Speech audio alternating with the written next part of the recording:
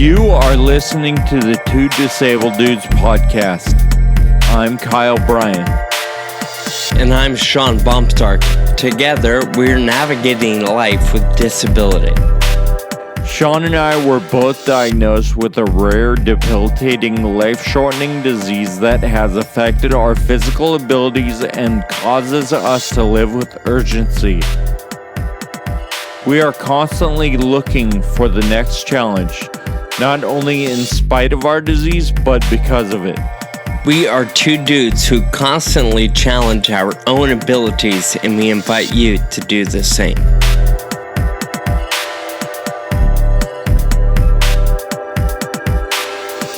All right, welcome back to the Two Disabled Dudes podcast. This is episode 12. We are going to have a special guest on the podcast today. Really excited to have Matt Fritsch on the show talking about, his experience with spinal cord injury and how to stay active despite disability. So welcome, Matt. Thanks for joining us. Happy to be here. Thanks, guys. What's up, Matt? Glad you're able to join us today, man. Yeah, so now it's like three disabled dudes. Yes, that's exactly what it is. So I'll be the third. I would say I'd be the third wheel, but I know at least Kyle and I have four, so I guess that makes me the fifth wheel.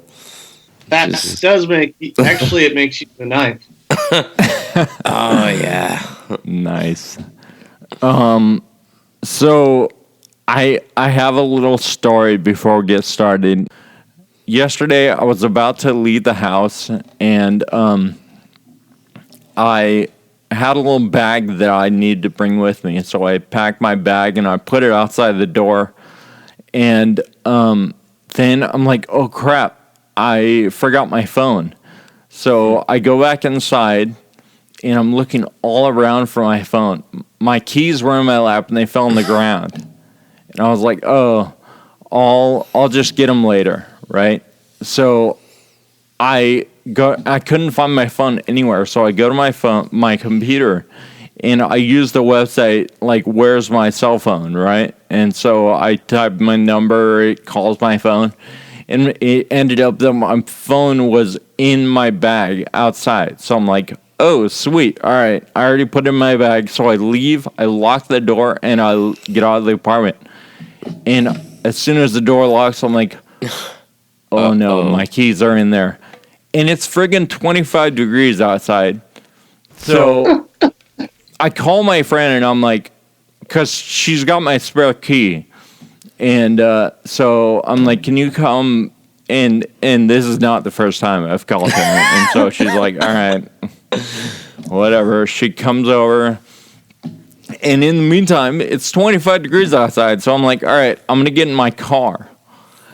But earlier in the day, I had gone to the store, and I had put groceries in my car, and I was going to drive somewhere later, so I was like, I don't need to bring the groceries in, because it's a pain in the ass to get groceries in the house. Like, I have to go inside, get the box, come out, put all the groceries in the box, and then go back inside, right? So I'm like, all right, it's colder out here than it is in my fridge. So I'll just roll down all the windows in my van and leave the groceries in the car. So I'm like, okay, that was, a couple hours earlier. So now I'm stuck outside in the freezing cold, waiting for my door to get opened.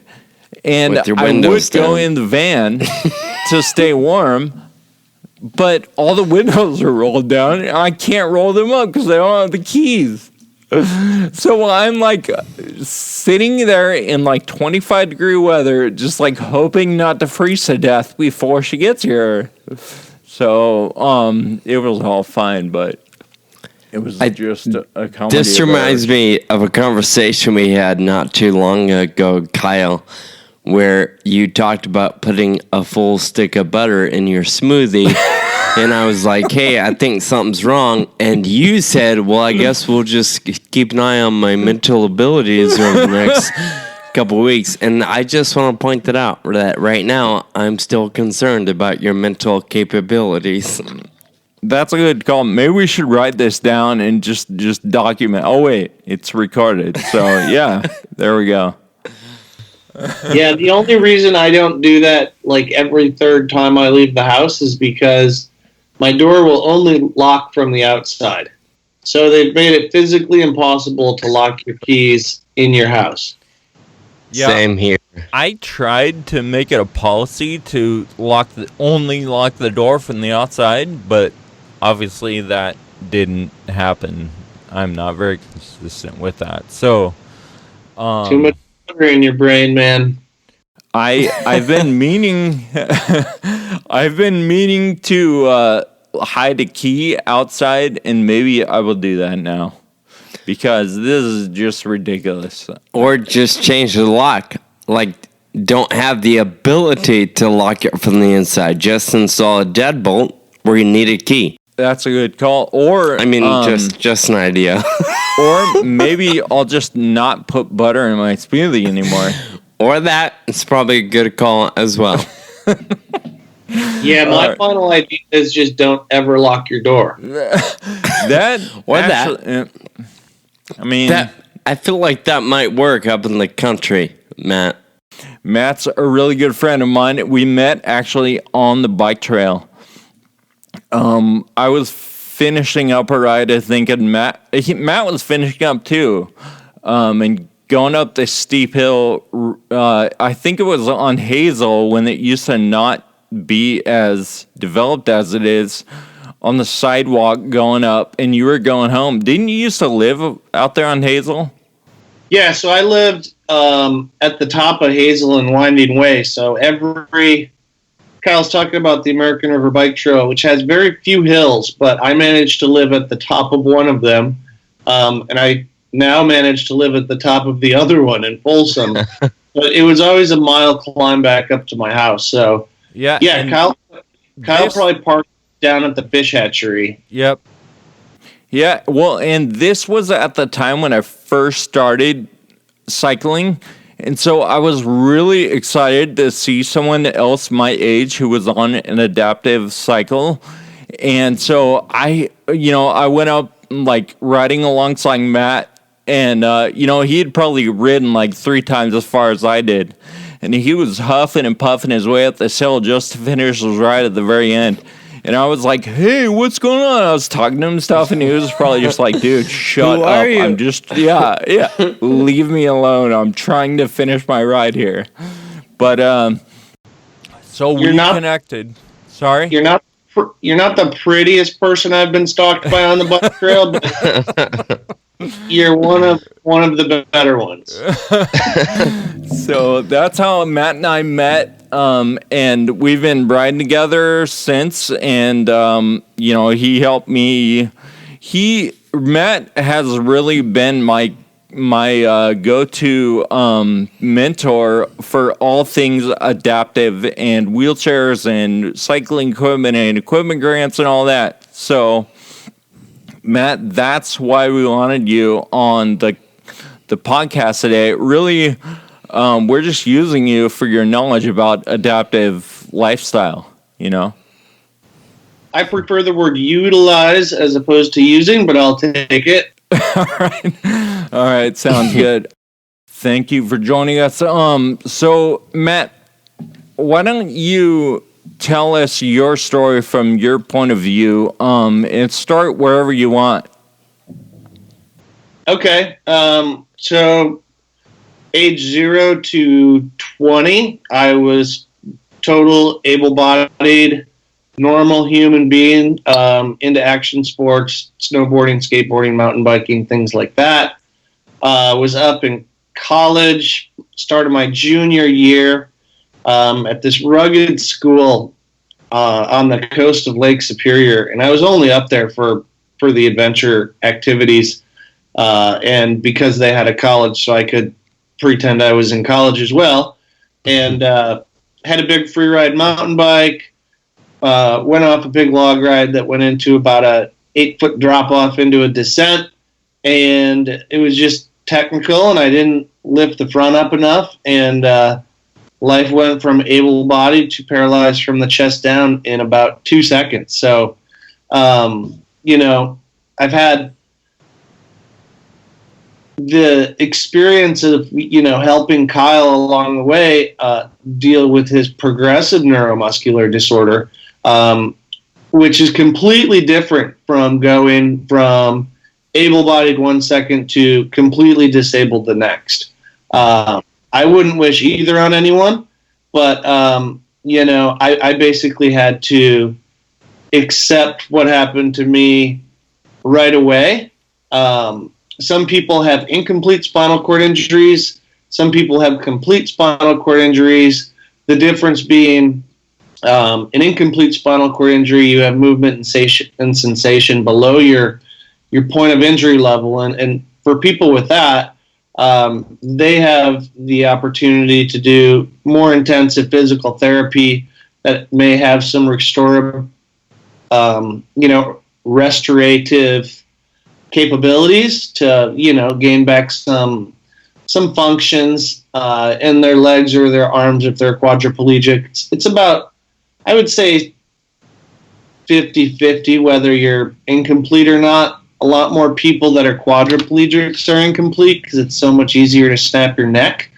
But I was told that I had catastrophically traumatized my spinal cord. So just completely destroyed vertebrae T5, 6, and 7, and ended up having a anterior spinal fusion within 24 hours of my accident, which is a super aggressive procedure, which, I was acting on limited information at the time, and was told that it would give me approximately a 3% chance of walking again, as opposed to the traditional cut open your back and put rods in that way. And so I was optimistic and said, yeah, let's go for it. And a couple days after my surgery, all sorts of bad things started to happen. And basically the fusion failed and my back essentially broke again. So I spent the next month laying on my back. I got pneumonia, was too sick to have surgery, took a light flight down to Grand Rapids where I was going to be doing my rehab, but was just not fit for it. So, we were talking about how hard it is to stay fit in the winter. I went from, fit 20-year-old to my first day of physical therapy once I had my anterior fusion as well and was actually ready to start learning how to become independent again using 0 weights. So it was just me doing arm exercises, against gravity, and that's all I could do. So that's what brought me to the club. I always say it's a club it's an exclusive club that nobody joins on purpose. I have heard of a few people. There's some sick people out there that actually will, they want a disability for some reason, so they'll do things to acquire that. But better parking. Yeah, I tell people, dude, the parking is not worth it. People are always like, oh my God, like you just got me through the front of TSA pre-check, or like these stadiums are amazing, or wow, we got to park right in front of the venue. I'm like, yeah, not worth it. Yeah. It's a perk, and it's a right, but not a privilege. I would put it that way. Mm. So, and then from there, it was really 3 weeks of intense physical therapy in the hospital where, since I was diagnosed as a complete paraplegic, the focus was not on gaining more function. It was all on gaining independence. So everything from learning how to roll over to, occupational therapy where they're teaching me, okay, this is how you're going to get dressed sitting down. This is how you're going to put your shoes on now. This is how you're going to transfer The physical therapy part was getting strong enough so that I could be independent and transfer from my wheelchair into a vehicle and back out, or, even in and out of bed without assistance. I remember starting with what they call a sliding board, which is basically, you imagine a flat skateboard with no grip on it, and you put that between the wheelchair and whatever point you are transitioning to, and that allows somebody who doesn't have the strength to lift their butt straight up and transfer over to kind of scooch along. So started with that, and then, graduated from this transfer board to being able to do regular transfers on my own, but not being able to get off the floor. So floor transfers were the major focus of my outpatient rehabilitation. At that point, I was able to do most things, daily living independently. But if I fell out of my chair, I had no way of getting back up. And so it was developing the strengths and the techniques to do that. But in the inpatient thing, I mean, people see a spinal cord injury and they see you can't walk, but there's so much physiologically that happens that you have to adapt to instantaneously. Everything from, how you manage your lower extremities in different temperatures. A lot of people, their legs will get super cold and it takes a long time for them to get back warm again in the winter just because of lack of blood flow. So you've got to be prepared for that. You have to be prepared for pressure sores, where if you don't have sensation and you're sitting in the same spot for too long, you'll develop a pressure sore, which can turn into a bone infection, which can give you sepsis and kill you. The way that your bladder and your bowel works are different when you're paralyzed. You have a neurogenic bladder usually, which means you have to use a catheter to urinate, and you just build a bowel program to make sure you're on a schedule to manage that. So that's all stuff that wasn't, like most people. As a side note, I'll say I was at a 50-year-old, a buddy of mine turned 50, and I went to his surprise party, and all the geriatrics gag gifts people were giving him, I told my wife at the time, I was like, Erica, I could have just brought all this stuff from my house. I have that. Yeah, exactly. Everything but the walker, right? So I went from hero to zero in a second, and basically from a physiological and a physical perspective, once rehab started and physical therapy, it was like a whole new body and just learning how to live in it, and so that's what got me from there to here. But really, what got me past all that was adaptive recreation, and that's what Kyle and I, and Sean as well, have just a mutual passion for. They told me the first time I smiled in rehab was when I got on a hand cycle, and I believe that to be true. So there's a few things that have motivated me over the years: physical activity, and helping other people with adaptive sports, participating as much as I can, and employment are really what drive me, and what brought me out to California after I transferred. I couldn't go to Northern anymore because there was 400 inches of snow, and if anyone's ever been in a wheelchair in an inch of snow, they'll realize that's just not the way to be. So I moved back downstate, moved in with my parents for 6 months, and then transferred to Michigan State, and I started my first semester because it was winter and because I wasn't driving yet and still doing outpatient physical therapy. I started online classes, and then in the summer transferred to Michigan State for full-time courses, and then ended up getting my marketing degree from Michigan State in 2003, which put me on a 5-year track, which actually, given the fact that I almost died and had to transfer schools and became paralyzed along the way, I beat a lot of my friends through undergrad who were on the 6th. Wow.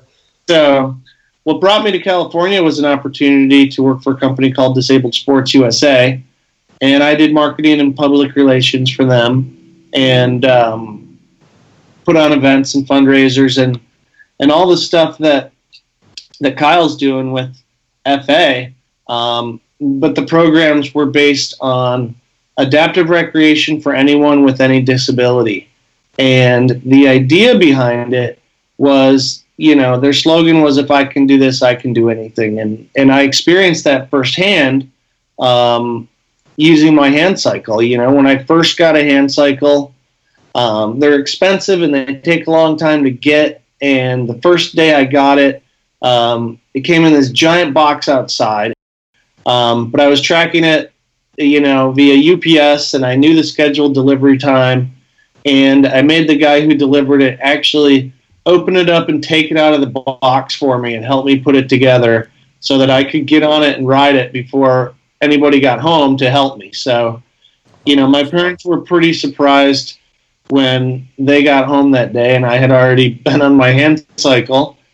That being said, I rode around the block twice and was dead. It's just I wasn't conditioned for it. The next day, a quadriplegic friend of mine came over and we went 12 miles. And then, that shifted my mentality from why me to what next. And, if I can do this physical thing that I thought was impossible, then the sky's really the limit. And I can, go back to school and get a degree and, move out and be independent and have a family and have a profession and live a full, free, life despite the disability. So the cycling is really what gave me that aha moment. And when I had a chance to come out here and work for an organization in Sacramento, which I checked had a record high snowfall of 3 inches, which I decided would be okay. I just jumped at the opportunity and had probably been out here for 6 months before I met Kyle. And we've been cycling, and I helped him start the Ataxia Athlete Initiative, which is something Sean's on as well, where we get to raise money and help give adaptive trikes out to people with Friedreich's ataxia or hand cycles if they're at a point where they need that. I want to talk a little bit about the spinal cord injury community because, there's a really strong Friedreich's ataxia community. And, I couldn't be more proud to be a part of it. And it's helped me so much just to, interact with other people, learn about disability and how people deal with it, learn about myself from other people and stuff. Can you tell us a little bit about the spinal cord injury community? And, is it strong and active, and are you involved? Yeah, absolutely. For example, when I got hurt, and they were telling me about pressure sores when I was inpatient, I could hear, about the need to do pressure release exercises and change positions from the physiatrist, from the infectious disease doctor, from the nurse, to the physical therapist, to the occupational therapist, to the recreational therapist. And I would roll my eyes and go, okay, whatever. And then somebody came in a wheelchair and told me about their experience with a pressure sore and why that was important. And it was like gospel. So you really, to hear something and learn things from people that are in the same position and have seen the story before, there's nothing that compares to it. So the community, my community are the people that do the adaptive sports that I do, and I used to do a lot of racing, and so I met a lot of people through there. But I've also just met people that I've become friends with just, on the street to still friends 10 years later. A good friend of mine, Robert Witherell, pulled up next to me one day in 2006 when I was outside Performance Bike because he saw the hand cycle on the back of my car and had been building his own hand cycles since 1985, I believe, before they existed. The guy is a machinist, and, we're still friends to this day. He's been paralyzed 30 plus years, and when my wheelchair breaks, I go over to him in his machine shop and he fixes it. And when he needs something from me, whether it's medical advice or medical supplies that I may have that he may not, or he needs a new cushion because he's starting to get a pressure sore and I may have an extra, that's where we help each other out. And even the best day with the spinal cord injury isn't super awesome just because of you're living in a paralyzed body. But to have somebody that you can call and talk to on those really dark days, that's super important. And so it doesn't even need to be a huge list of people, but just to have a few people that you can share your stories with and advice. And Bob Vogel's another great example. He writes for New Mobility and Sports and Spokes and has been paralyzed for well over 30 years. And, what he writes about most of the time is, managing different symptoms of your spinal cord injury. And so, if I keep getting knocked down with UTIs, I call Bob and go, Bob, what are some things I can try, or what's working for you? One of those things was a Botox injection into my bladder, which lasts about 6 months. But, if you have leaky plumbing, it just 100% clogs the leak, and you're good to go. And that's something that I wouldn't know about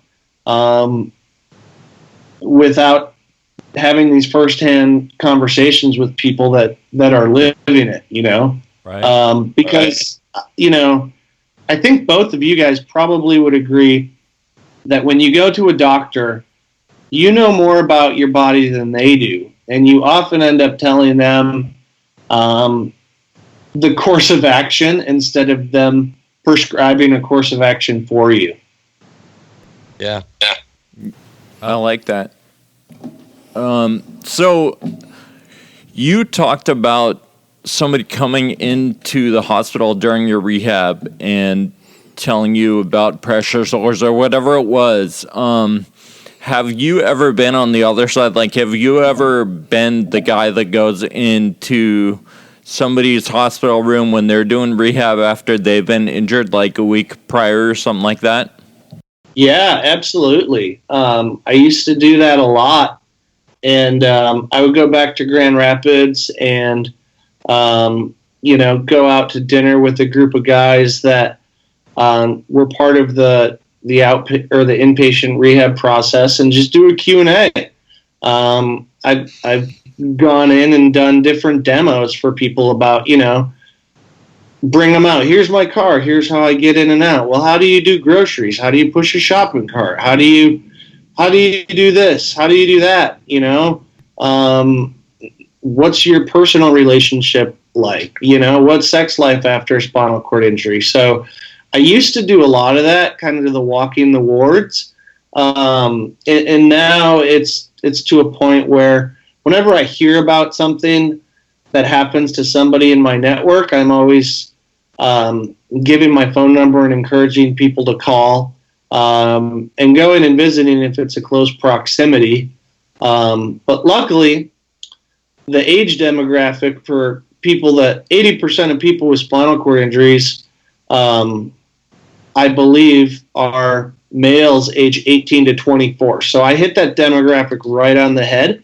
And now that I'm 34, It's not happening a lot to my peers, and it's not happening a lot to, my friends who have kids and stuff.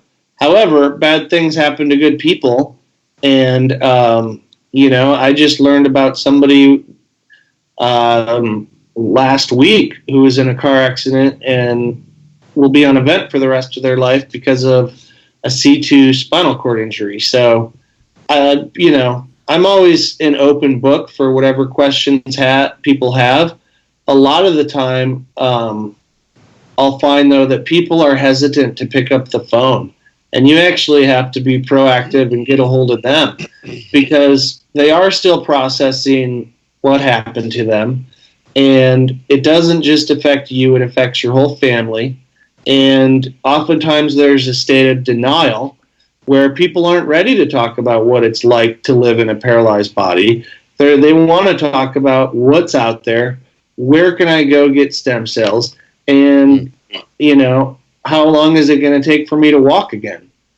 I made a fundamental choice fairly early on that I was going to focus on quality of life over a cure. And that's another thing that drove me to be so involved in the adaptive sports community, was because, there is no cure today. And the people that don't accept what cards they've been dealt can get pretty bitter. And I didn't want to be bitter for 40 years waiting around for something that may not happen. Now, if there is a cure, or when there is a cure, sign me up. I won't be the first in line. I'd like to see it work for a few people before I volunteer for anything super crazy. But right now, paralysis is a life sentence. And so quality of life is something that I think is super important, and what led to the conversations with Kyle about, what can we do to help improve the quality of life for people with FA? I really think that is super relevant for FA. And for me, I think about it all the time because, I want to dedicate myself 100% to finding a cure. But at the same time, it just occurs to me that if I'm 100% dedicated to eradicating this disease, that means I hate FA. I really hate it, and I want to see it go away, right? But that also means that I hate a part of myself. And I think that is a little bit of a conflict with self-acceptance, right? And so I think it's a balance. And you have to be 100% on both things. You have to be 100% dedicated to finding a cure and then you have to be 100% dedicated to quality of life and self-acceptance as well. And I think that's a really hard thing to kind of negotiate. Yeah, absolutely. And they don't both have to happen simultaneously. I mean, everybody has ups and downs and good days and bad days. And on my worst day, I wish nobody would ever have to experience what some of the things I have to experience are. And on my best days, I'm on the top of Mount Hamilton or Mount Diablo or Mount Tam, and I'm thinking life is beautiful, and I'm just fortunate I have the ability to still do these things. Right. Matt, what's something for you when it comes to the mental challenges you're up against, or maybe you were up against right away that were brand new to you right after your accident? What is one of those challenges that caused you to get to a point where you're committed to quality of life over something else? Like you said, somebody that has an accident, sometimes it takes them a long time to get to a point where they accept it and they make the most out of the cards they've been dealt. What do you think to help you or got you to a point of saying, okay, yep, that sucks, that accident's a bummer, but I still got a life to live. Let's do it. I think it was perseverance and determination. I remember the month that I was on my back in the hospital with pneumonia, I had asked them to reach out to the rehab hospital and have a peer mentor, somebody that was in a chair, come in and talk to me about things before I even got to rehab. And they're like, well, we've never had anybody like do that. Usually we wait till someone's stable enough to like actually sit up in a chair to look someone in the eye and have those conversations. And I was like, no, I need to know a lot about what's going on right now. And so they brought this guy in, and he sat with me and answered all my questions. And about 2 years later, we were hosting an adaptive sports festival at Michigan State University, and he was a tennis player. And I remember seeing him and going up to him and going, hey, man, I think you came and visited me when I was in the hospital a couple of years ago. And he's like, where at? And I was like, well, I was at Mary Free Bed. It was September of 2003. And he looked at me and he goes, no, that couldn't have been you. That was like this long-haired hippie kid that had just broken his back. And I was like, yeah, actually, that was me. But then getting out of the hospital, it was all about progress, and it was all about how much can I do in the first year. So the first thing was I have to get back in school because despite what my parents said, the doctors confirmed I did not have a traumatic brain injury. So, my brain's still good. I have professional goals. I don't want to live on Social Security. I want to be able to, have a higher quality of life than that. And so I need to get back in school right away. So I did that, took physical therapy on full steam, was able to get a hand cycle the next spring, purchased by a family friend, because even back then they were still probably $3,000 is what it cost. In 2004 dollars. So, and then getting my driver's license back in a car that I could drive was huge. I'll tell you, nothing burns the ego of a 21-year-old male more than having to go take driver's ed again for no reason other than the fact that you're driving with your hands. So I begrudgingly took that process, sold the vehicle I had, and then luckily the income I was getting from SSI at the time helped me cover the car payment. And once I had wheels, the sky was the limit. I didn't need to take the paratransit bus anywhere. I could go where I wanted to go. That allowed me to, drive to class. Joined a fraternity less than a year after my injury. Not sure I would recommend that for somebody's liver, but it was a co-ed business fraternity at Michigan State, and I, after midway through my first semester there, I was like, okay, I'm in a wheelchair, and I'm surrounded by all these people, and I know none of them, and they're uncomfortable around me, and I'm uncomfortable around them. And I don't want the rest of my college experience to be, a loner experience. And so I saw there was this co-ed business fraternity only for people that were in the business school, which was really hard to get into. And so once I got into the business school, then I went and pledged the fraternity. They didn't have ramps at the house for the first year and a half I was there. The 3 years I was in the fraternity, they didn't even have a bathroom I could get into. So they got real good about having empty 2 liters around. And that level of risk taking, it sounds counterintuitive. Like why would somebody with a spinal cord injury put themselves in all those inaccessible situations and do those things? But at that point, I really didn't see myself as disabled too much.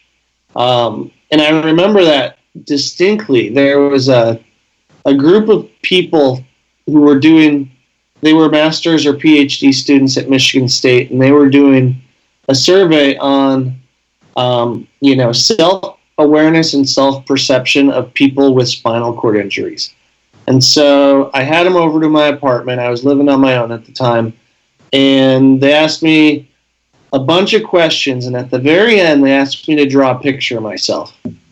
And I asked them why, and they said they wanted to see how, it was a good exercise to see how people really see themselves in their current state. And I remember I drew a stick figure of a guy standing up, flexing his muscles. And there may or may not have been a wheelchair next to him. And that's how I felt at the time, was that I had this disability, but I wasn't going to let this thing that stuck to my butt dictate how I was going to live my life. So, love that. I think that's such a huge picture that you're drawing. Not necessarily the stick figure, but you made a comment, and I'm losing the words right now. But you said something to the effect of taking a risk and kind of stepping out beyond what you think you're allowed to do. There was no ramps, there was nothing easy about school or about joining the fraternity, but still it was something you wanted to step out and do. It was something you were willing to take the risk and figure out the best way to make it work, the best way to adapt. And I think that's huge given our world and any disability or any diagnosis. I'm thinking of a baby bird. If a bird is born, all they know right then from the beginning is this nest. And if they never spread their wings and take a look around them, then they think life's great with the beautiful nest, and they don't get to see the world from the sky. And I think the same is true for you and I and anybody else dealing with life. Sure, there's a bunch of stuff that really sucks, and there's a bunch of things that are really hard and depressing and sad and difficult. But if we never say, okay, what's the best way to adapt to this, and what's on the other side of this challenge, we may never know or experience the quality of life that you talk about, and Kyle and I always talk about, is very important to who we are and the kind of life we live. Yeah, you said it very well. The only thing I would change is, the spinal cord, and if the spinal cord was the baby bird and the nest was the life outside of the comfort zone, it's not a big, beautiful nest. Most people with disabilities, spinal cord injuries in general, or in specific, are isolated.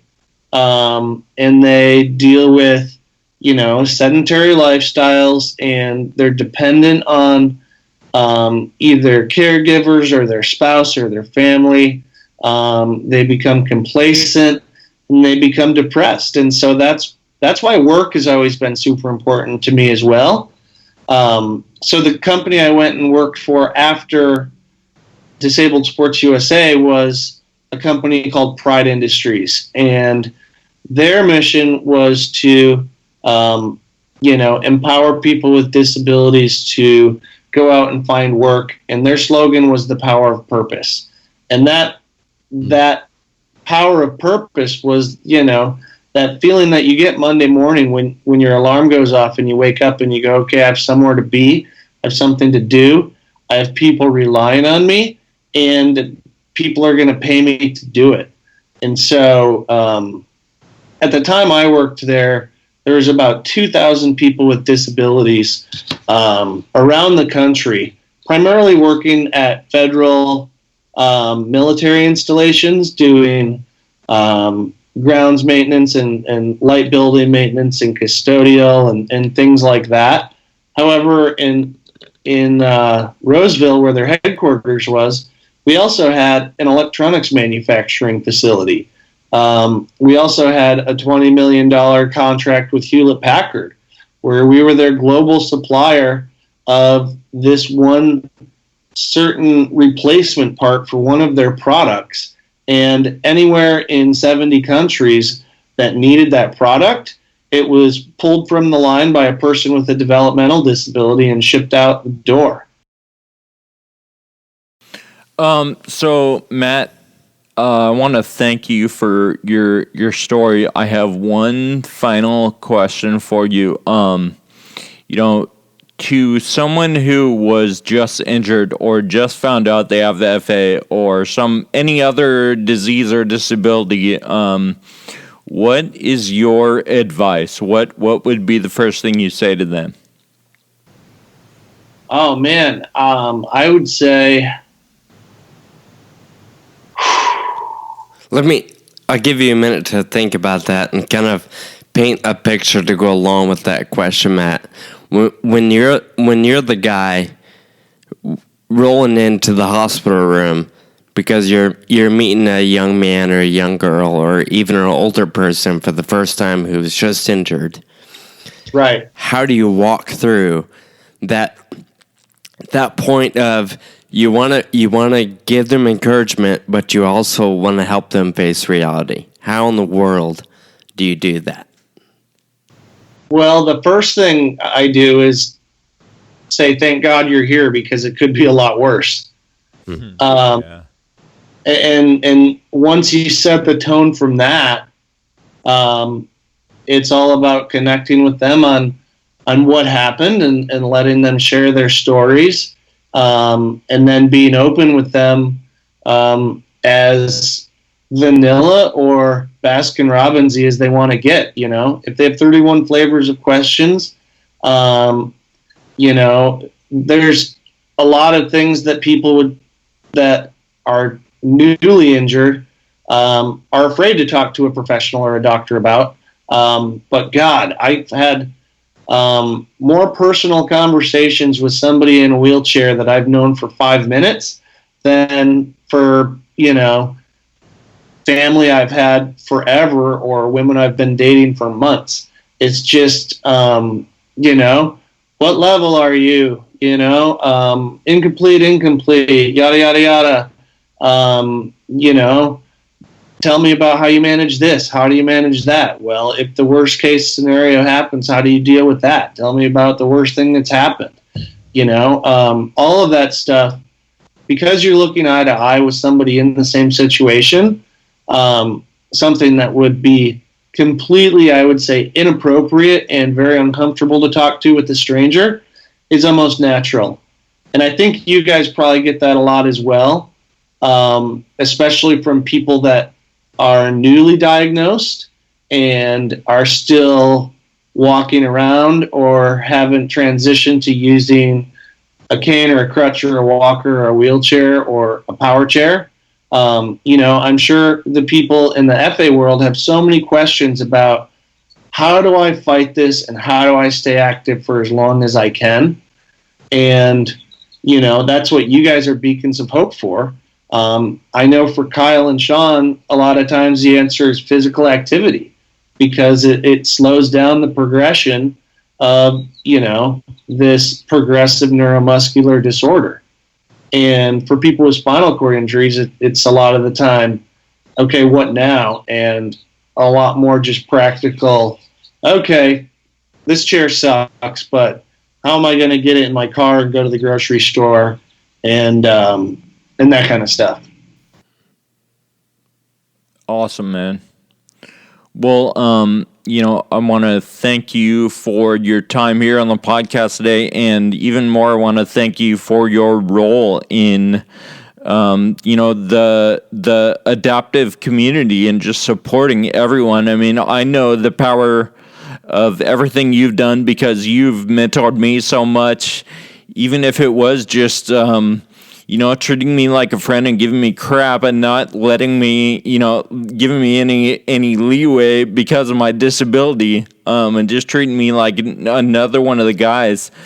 And anyway, that I'm kind of rambling now, but I just want to thank you for your role and for everything you do for people with disabilities.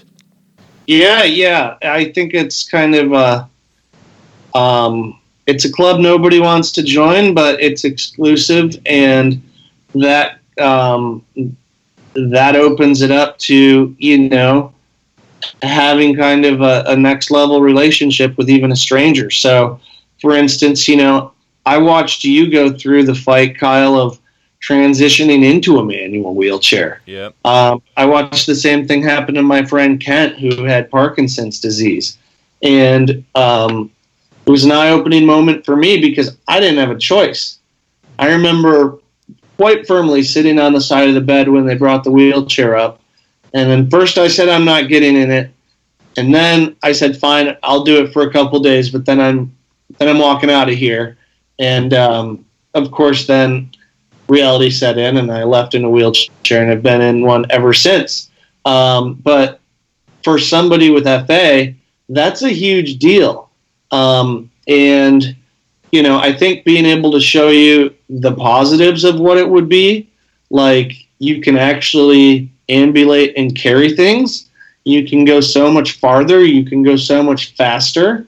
And, you know, you don't need to be in it full time. At the time when you got your manual chair, I think I even helped you spec it out, and you were able to, you know, use it not around the house, but out in public, and then just pick it up and put it in the back of your truck and not even use hand controls at the time. So, you know, those are, I think what people lean on you guys for more than anything is, you know, how do you adapt to the progression?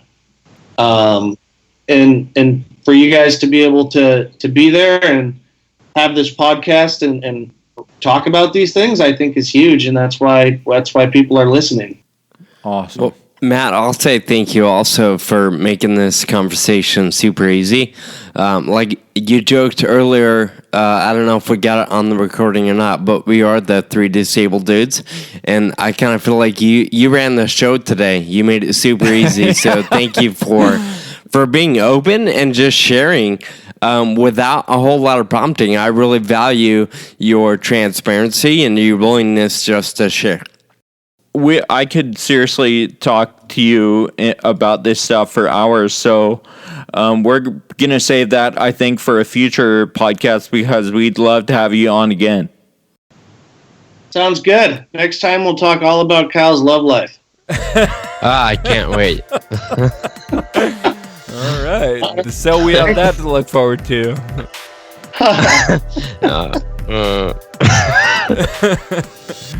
All right. Thanks, guys.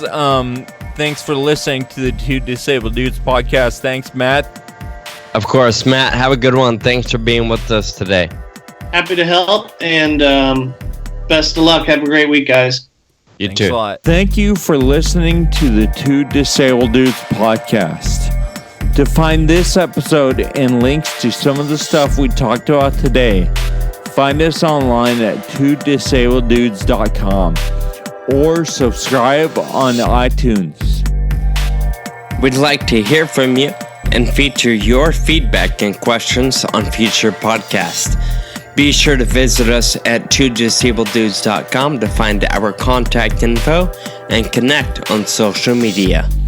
Special thanks to our audio producer, Jake Tompkins, who also composed the music. We'll share a new podcast every other week. We hope you'll listen and share it with a friend. Until next time, keep living with urgency.